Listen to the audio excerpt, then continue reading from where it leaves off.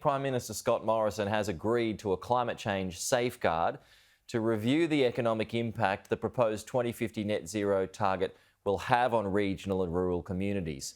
Cabinet adopted the agreement last night. The first assessment will be delivered in 2023 after 5 years of investigations. The Prime Minister says the review would allow for transparency and accountability. It will not be a review trigger for the government's emissions reduction commitments. The Nationals have also secured another seat in federal cabinet in exchange for the party's support of the net zero target. Net zero is a done deal, but the government's emissions target comes at a price, one the Nationals leader isn't willing to share. I'm only too happy to talk about it after the cabinet decision. A slim majority of the 21 Nationals MPs and senators backed the new target at Sunday's party room meeting.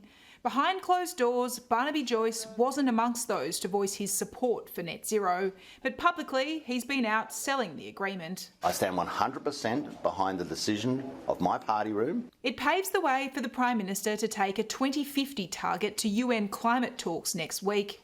But not all Nationals are happy. I'll just keep up the rage. I'm just going to keep up the fight for the blue-collar workers of this country because I think it's a bad deal for them. The details of the deal remain under wraps. Are you going to fund a new coal-fired power station? The first rule of Fight Club is not to talk about Fight Club. Your government certainly is a fight club, there's no doubt about that. But the first winner is clear. The National Party picking up an extra seat at the federal cabinet table with the return of Resources Minister Keith Pitt, boosting the party's negotiating power. I thought this issue was about lowering emissions.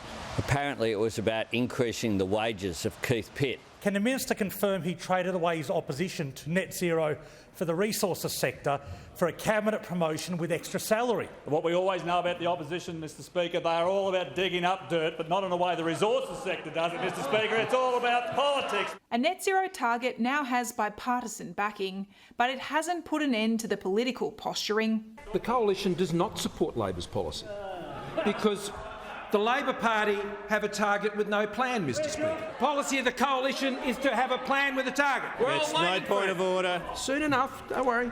Soon enough, don't worry. The details of that deal will be revealed by the Prime Minister on Tuesday after it's officially signed off by Cabinet.